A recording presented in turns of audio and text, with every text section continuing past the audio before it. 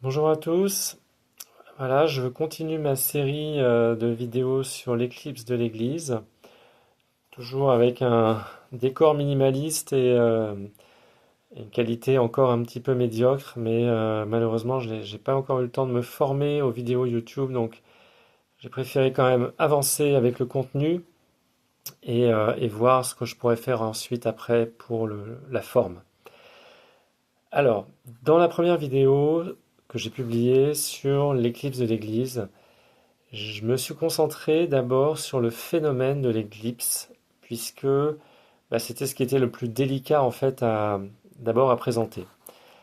Dans cette vidéo aujourd'hui, je voudrais maintenant parler bien, de la dimension spirituelle de ce phénomène.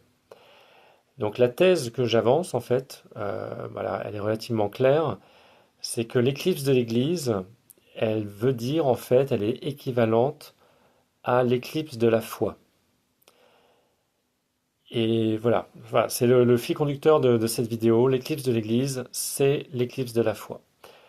Alors maintenant, on va essayer de suivre à peu près la même trame que celle que j'avais utilisée dans la première vidéo, c'est-à-dire partir du point de départ, Notre-Dame de la Salette, parler ensuite de l'exorcisme de Léon XIII, du grand exorcisme du pape Léon XIII, puis des références dans l'Écriture, notamment, encore une fois, chapitre 21 de l'évangile de Saint Jean et le chapitre 12 du livre de l'Apocalypse.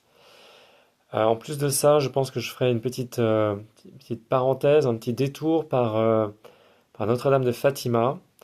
Et puis en fin de vidéo, quelques réflexions, on va dire, un peu horizontales ou transversales, et puis aussi une ouverture vers la suite. Alors, voilà, premier point, Notre-Dame de la Salette. Donc, j'avais dit Notre-Dame à la Salette en 1846.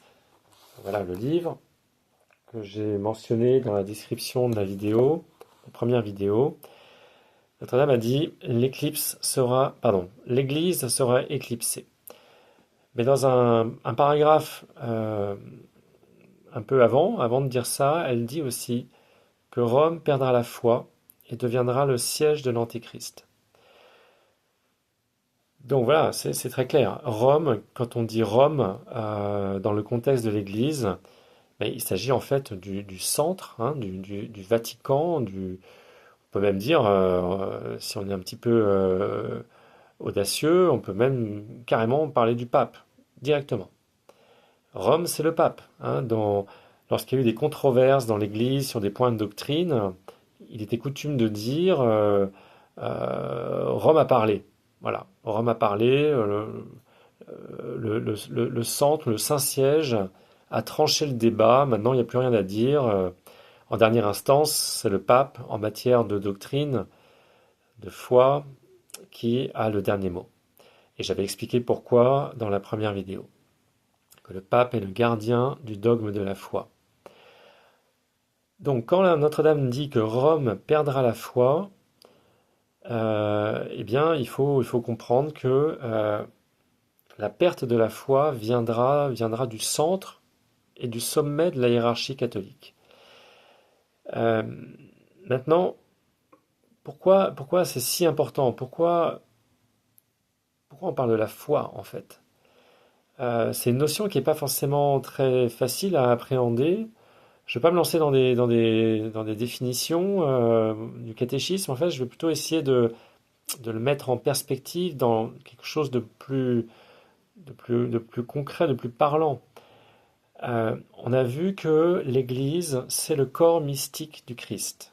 C'est-à-dire qu'en fait, les baptisés en état de grâce sont des membres d'un corps qu'on appelle le Christ total. Et l'Écriture dit aussi que les saints sont les pierres vivantes du temple de Dieu. C'est à peu près la même chose, hein. Quand le Seigneur dit détruisez ce temple et je le reconstruirai en 3 jours, il parle de son corps en fait, du temple de son corps. Donc le temple de Dieu, le corps du Christ et l'Église, c'est trois choses, c'est trois appellations différentes de la même chose. Donc, comment devient-on une pierre vivante du temple de Dieu? Comment devient-on un membre du corps du Christ? Eh bien, par le baptême. Voilà. On devient chrétien en recevant le sacrement de baptême que l'on reçoit une seule fois dans sa vie. Et qu'est-ce qui se passe dans le sacrement de baptême? Quels sont les premiers mots que prononce le prêtre, qui représente l'Église, et le catéchumène, qui désire entrer dans l'Église? Eh bien, le prêtre dit: que demandez-vous? Et le catéchumène ou son parrain et sa marraine qui le représentent disent: nous demandons la foi. Voilà ce que procure l'Église aux nouveaux entrants dans le corps mystique du Christ. C'est la vertu de foi, qui est absolument nécessaire pour pouvoir, eh bien, en fait, interagir avec Dieu, pouvoir prier, pouvoir avoir une vie intérieure, une vie surnaturelle, entretenir une relation avec le bon Dieu, pour pouvoir poser des actes méritoires pour la vie éternelle. Donc, si on voit les choses comme ça, si on présente les choses comme ça, on comprend mieux pourquoi la foi est si importante et pourquoi Notre-Dame insiste sur le fait que cette crise terrible qui va frapper l'Église, eh bien, elle concerne la perte de la foi. Et pourquoi c'est important? Je fais une toute petite parenthèse ici, parce que la perte de la foi, c'est ce qu'on appelle aussi l'apostasie. Un apostat, c'est quelqu'un qui a renoncé à la foi, qui a décidé de se détourner des vérités divines qui sont révélées et qui sont accessibles à l'entendement par la vertu de foi. Mais l'apostasie, c'est aussi quelque chose qui peut toucher la société tout entière, ou une partie de la société, une partie de la chrétienté. On l'a vu dans l'Ancien Testament, lorsque le peuple hébreu était infidèle à Dieu, Dieu envoyait des châtiments. Les peuples étrangers envahissaient la terre d'Israël, le peuple était déporté. Lorsque Moïse est monté sur le mont Sinaï pour recevoir les tables de la loi, pendant ce temps-là, son peuple en bas, qui devait l'attendre normalement, en restant fidèle, eh bien, ils ont apostasié. Ils ont construit le veau d'or et ils ont adoré le veau d'or. Ça, c'est une manifestation concrète de l'apostasie. Or, l'apostasie à grande échelle, c'est l'un des signes indiqués dans le Nouveau Testament, un des signes de la fin des temps, un des signes qui doit précéder le retour prochain du Christ dans la parousie. Donc, je pense que là, peut-être vous commencez à comprendre pourquoi dans ma vidéo de présentation, j'ai parlé de la fin des temps, j'ai expliqué pourquoi je faisais ces vidéos et pourquoi j'ai choisi d'utiliser le thème de l'éclipse de l'Église comme fil conducteur pour aborder ces questions plus larges, en réalité, qui concernent la fin des temps, le retour du Christ et tous les événements qui entourent cette séquence historique. Voilà, donc, à cause de l'apostasie, parce que la grande apostasie doit précéder le retour du Christ. Alors, pourquoi l'éclipse de l'Église, c'est l'éclipse de la foi? Eh bien, justement parce que si l'Église n'est plus capable de procurer la foi aux fidèles, eh bien, par définition, les fidèles ne sont plus des fidèles. Voilà. Alors, vous allez me dire, oui, mais est-ce que c'est pas une histoire un peu d'œuf et de la poule? Qu'est-ce qui arrive en premier, l'apostasie du clergé ou l'apostasie des fidèles? Et je n'ai pas la réponse absolue à cette question, et en fait, je pense que c'est quelque chose qui va de pair, malheureusement. C'est un châtiment divin. Je pense que l'apostasie du clergé, telle que nous l'avons décrite dans la première vidéo, avec l'émergence d'une fausse Église qui procure des faux sacrements et une fausse doctrine, c'est le châtiment de Dieu pour son peuple qui a refusé de suivre les enseignements que dispensait l'Église catholique, la vraie Église. Donc, je ne cherche pas à chercher à trouver des responsabilités, hein, mais simplement à essayer d'expliquer que c'est un phénomène qui va de pair. L'éclipse de l'Église, l'émergence d'une fausse Église, va de pair avec la perte de la foi. Et c'est un phénomène sans doute qui a été progressif et qui s'est déroulé en parallèle. Alors, comment on peut illustrer davantage ce phénomène?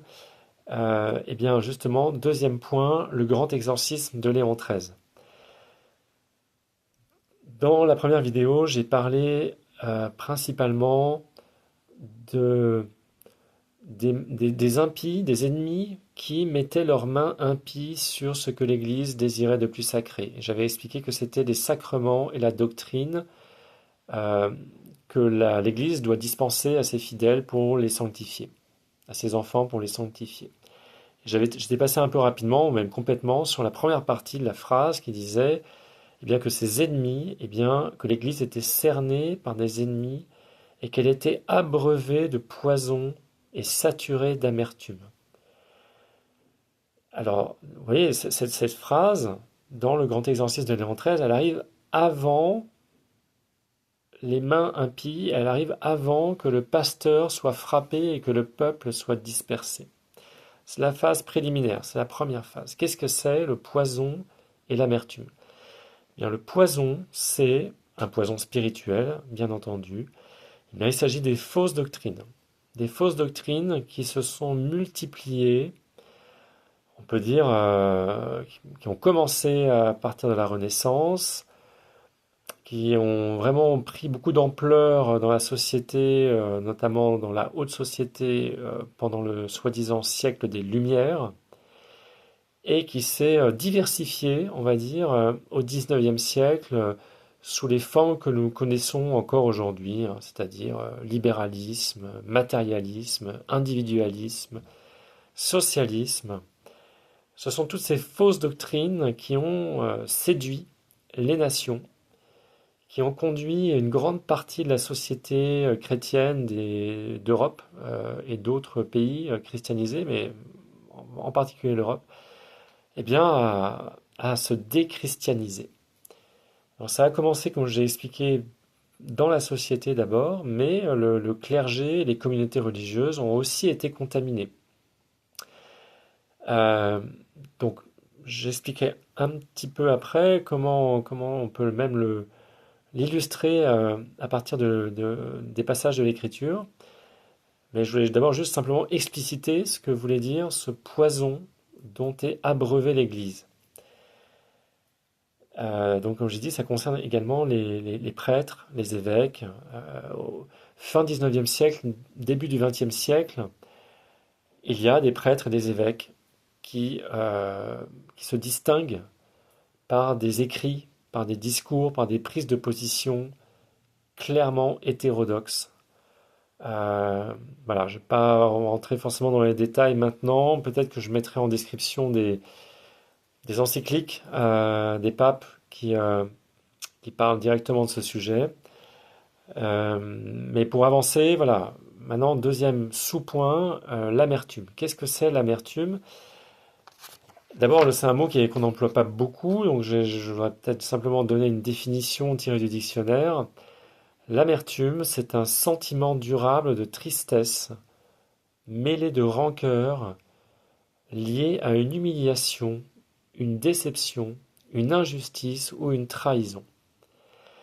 Alors là, je pense que on peut comprendre ce terme de l'amertume en lien avec, une fois que le poison spirituel a fait son effet dans la société, que fait la société? Elle se détourne de Dieu, elle ne veut plus de Dieu dans les affaires humaines. Voilà. Et c'est ce à quoi on a assisté progressivement aussi, encore une fois, au cours d'abord avec la Révolution française, un peu avant et surtout après, au XIXe siècle. On va dire le point d'orgue, pour moi, c'est la loi de 1905 en France, la séparation de l'Église et de l'État, qui consiste en fait à enlever à l'Église toutes ses prérogatives économiques et sociales, que ce soit en matière d'éducation, de soins des personnes, des hôpitaux, de la vie publique en général en fait.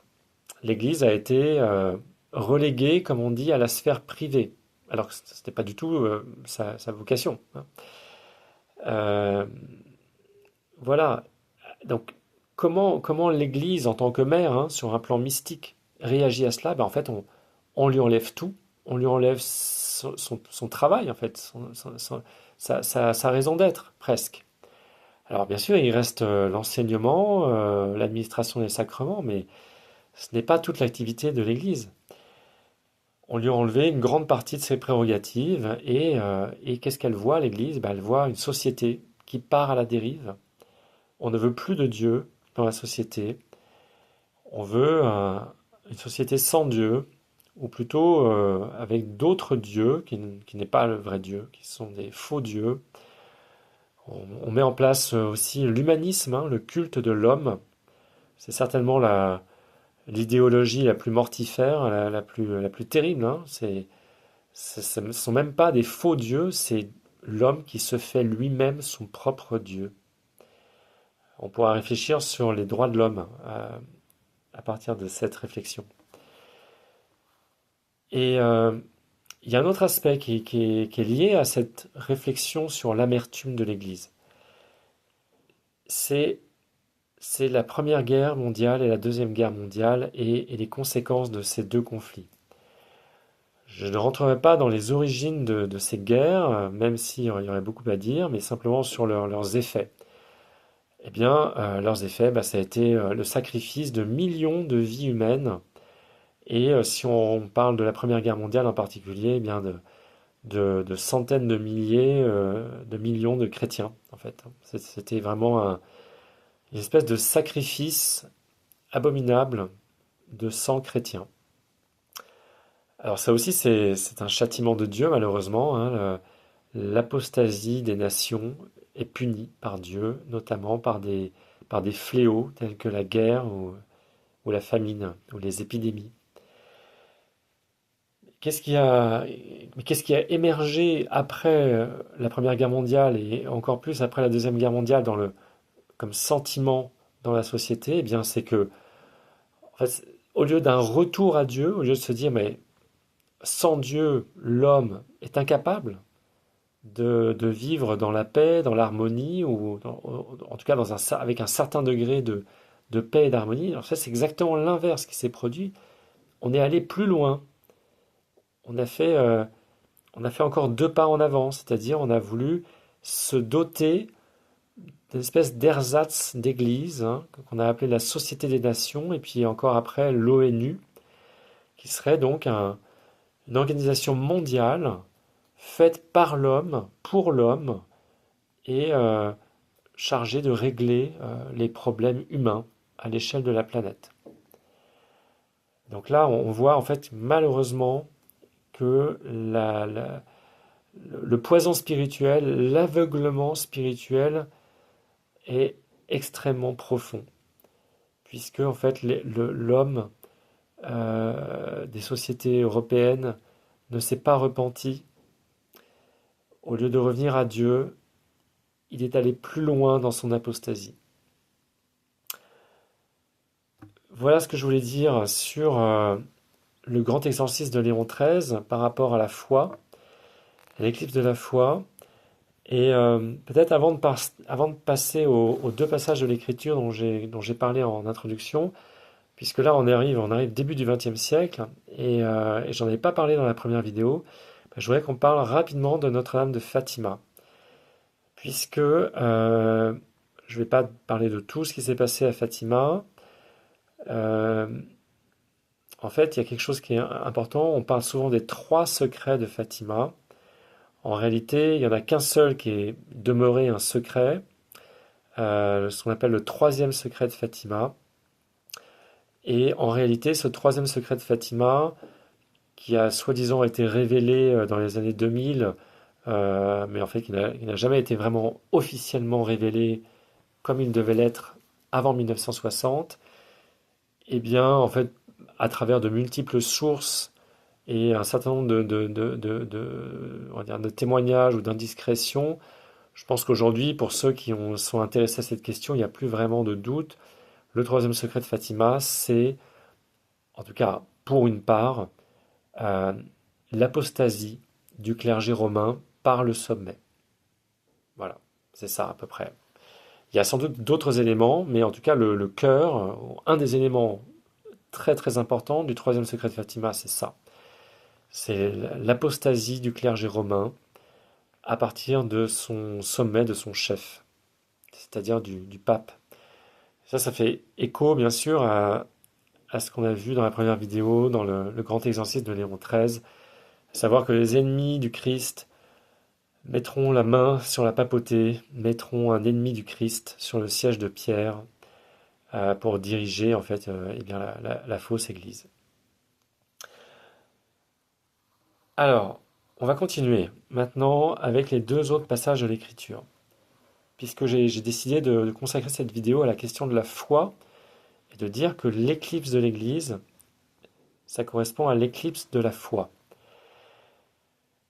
J'ai expliqué que à Vatican II, il y avait une part minoritaire mais importante du clergé, des représentants, des évêques qui étaient membres du concile, qui étaient acquis aux idées libérales et que de ce fait, ils ont voulu bien faire une révolution et donc faire une sorte de coup d'État pour révolutionner l'Église et par là même adopter des textes qui contenaient des principes hérétiques.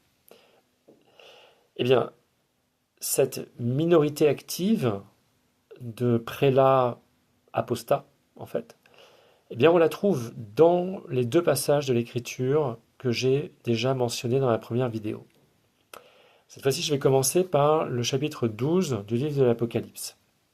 Il est dit que, donc, avant que le dragon se dresse devant la femme, donc ça, j'ai vraiment expliqué que c'était ce phénomène-là qui représentait concrètement le phénomène de l'éclipse, l'occultation de la vraie Église, la femme étant l'Église. Eh bien, avant cela, il est dit que le grand dragon rouge, il balaye de sa queue un tiers des étoiles du ciel et les fait tomber sur la terre. Alors, qu'est-ce que ça veut dire? Eh bien, sur un plan mystique, le ciel représente l'Église au sens large, et les étoiles, eh bien, ce sont les représentants de l'Église, ceux qui doivent éclairer, eh bien, voilà, les troupeaux, les bergers, euh, comme les rois mages qui étaient guidés par l'étoile de Bethléem. Alors, c'est pas moi qui ai trouvé cette interprétation, hein, je l'ai lu dans les textes de doctrine, que dans le livre de l'Apocalypse, dans le chapitre 12, ces étoiles qui sont balayées par la queue du dragon, eh bien, ce sont les évêques, en fait. Ce sont les évêques. Et donc, ils ne sont plus dans le ciel, ils perdent leur place dans le ciel, ils sont jetés sur la terre, c'est-à-dire sur le plan des choses matérielles. Donc, en gros, on peut interpréter ça pour faire simple, en résumant. Un tiers des évêques a apostasié, est devenu acquis aux idées libérales et matérialistes. Et c'est ce tiers qui a réalisé le coup d'État de Vatican II. Ce tiers, on le retrouve également dans le chapitre 21 de l'Évangile selon Saint Jean. Alors, dans ma première vidéo, j'ai déjà fait des liens entre ces deux passages de l'Écriture et le thème de l'éclipse de l'Église. Je n'ai pas besoin de justifier à nouveau pourquoi je fais ce rapprochement entre ces deux passages de l'Écriture. Maintenant, je vais apporter un, comment dire, un élément de corrélation supplémentaire. Qu'est-ce qui se passe? J'ai dit au début du chapitre 21 de l'Évangile selon Saint Jean, il y a Saint Pierre, il y a trois apôtres, Saint Thomas et les deux fils de Zébédée. Il y a Nathanaël, qui à ma connaissance n'était pas un apôtre mais un disciple. Et puis il y a deux autres disciples. Donc il y a Saint Pierre, le pape, et 6 évêques. Et les deux derniers, ils ne sont pas nommés. C'est étrange, on pourrait se dire pourquoi? Pourquoi? On reviendra sur ce chapitre 21, hein. J'ai dit qu'il était complexe, difficile à interpréter. C'est pour ça que j'y vais par petites touches. Mais on peut se dire pourquoi on nomme Saint Pierre, on nomme Saint Thomas, les deux fils de Zébédée, qui ne sont pas nommés explicitement, mais on comprend que c'est Saint Jean et Saint Jacques, Nathanaël, qui n'est pas un apôtre, qui est un disciple, et puis deux autres disciples qui ne sont pas nommés. Et pourquoi ils ne sont pas nommés? Eh bien justement parce que, en tout cas c'est l'interprétation que je propose, eh bien parce que ils ont apostasié. Ce ne sont pas des vrais disciples. Ce sont des disciples en apparence. Mais ils ne suivent plus l'enseignement de Saint Pierre, de l'Église. C'est pour ça qu'ils ont perdu leur nom. Comme les étoiles, comme un tiers des étoiles du ciel sont tombées sur la terre, eh bien un tiers des évêques dans la barque de l'Église avec Saint Pierre ont perdu leur nom. C'est intéressant aussi parce que ça nous donne à penser que eh bien, ça correspond, cette phase préliminaire, hein, le tiers des étoiles qui tombent sur la terre, ces deux apôtres, ces deux disciples, pardon, sur les 6 qui accompagnent Saint Pierre dans la barque, qui n'ont plus de nom, tout ça, ça se passe avant que Saint Pierre saute de la barque. Ça se passe avant que le dragon se dresse devant l'Église. Ça correspond, selon moi, à la phase préliminaire de l'éclipse. Phase qui a probablement commencé, en fait, au XIXe siècle. Voilà. Alors, je reviendrai sur le timing beaucoup plus précis de l'éclipse. Pour l'instant, vous voyez, j'avance doucement, hein. J'avance d'abord avec le phénomène, maintenant avec la substance, qui est l'éclipse de la foi. Et puis dans une prochaine vidéo, là, je rentrerai peut-être dans des considérations plus actuelles qui intéressent certains qui sont un peu curieux sur le timing. Donc voilà, pour conclure cette vidéo d'aujourd'hui, que je ne voudrais pas faire trop longue, je voudrais faire, comme j'avais dit, quelques considérations un peu transversales, un peu horizontales. D'abord, dans ma première vidéo, j'ai parlé du Novus Ordo, de la secte Vatican II. J'ai dit que les fidèles, les laïcs qui suivaient les faux pasteurs, qui recevaient les faux sacrements, ils participaient à cette fausse église, et je le pense évidemment. Et ça ne veut pas dire que je porte un jugement sur ces personnes. J'ai été moi-même, pendant plusieurs années, avec les modernistes, comme on appelle. Donc je vais certainement pas juger ces personnes.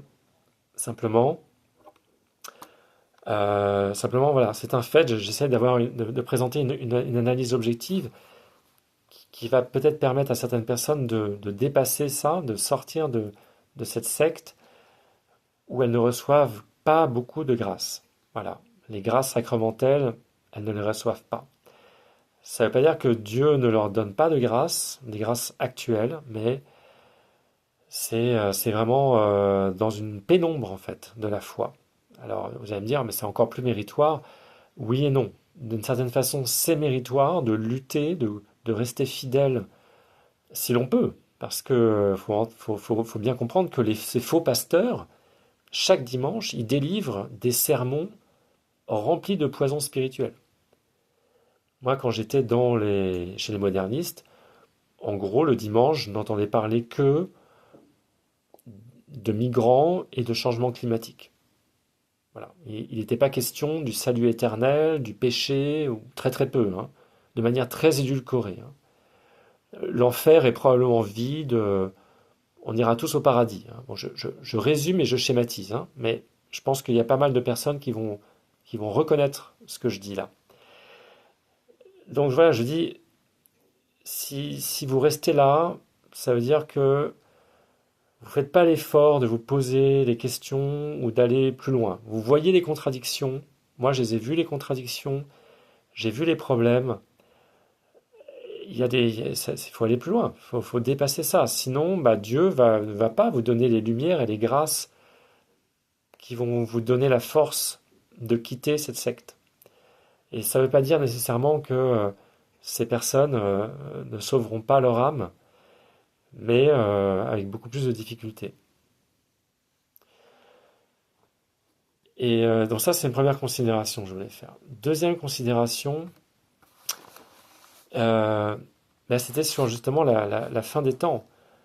J'ai dit que l'apostasie générale, et là, je pense qu'on peut vraiment parler d'un phénomène d'apostasie générale, c'est un des signes qui est mentionné dans la Bible comme un signe annonciateur des temps de la fin et de la parousie. Je citerai juste un passage de l'Écriture, parce que j'aurai l'occasion de revenir peut-être dessus dans une prochaine vidéo.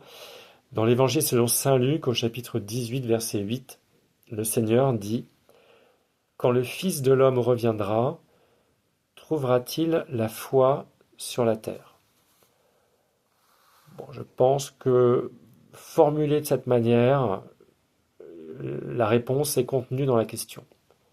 Le Seigneur veut dire, eh bien, non, ou très peu. Lorsque le Fils de l'homme reviendra, la foi aura quasiment disparu de la surface de la terre. Voilà, ça c'est un élément. Vous voyez, là je commence à faire le lien entre l'éclipse de l'Église, l'éclipse de la foi, l'apostasie et la séquence des temps de la fin.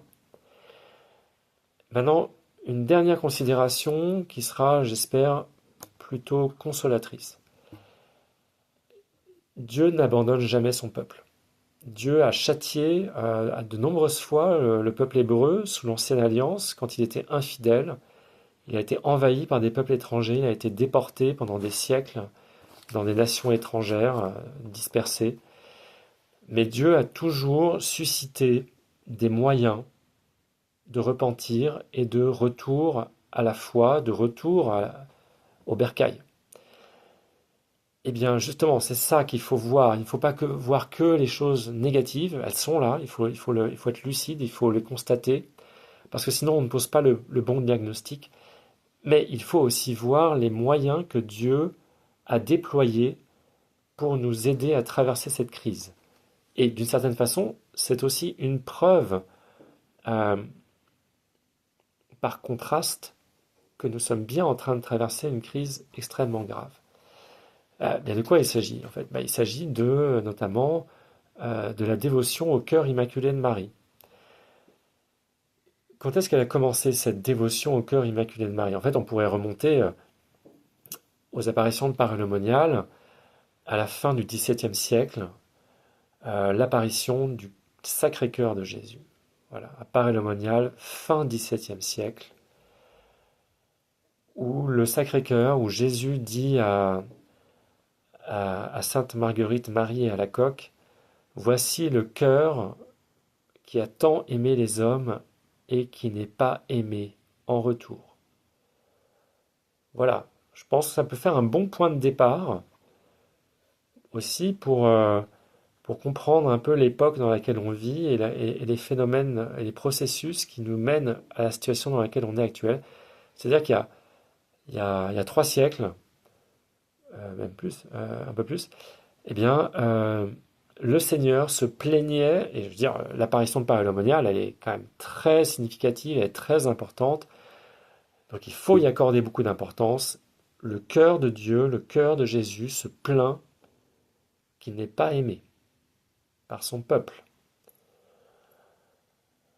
Ok, voilà, ça c'est vraiment un signe, un marqueur qu'il y a un grand problème dans la société déjà à cette époque-là. Et on est fin 17e, début du siècle des Lumières. Ça n'est allé qu'en empirant à partir de là.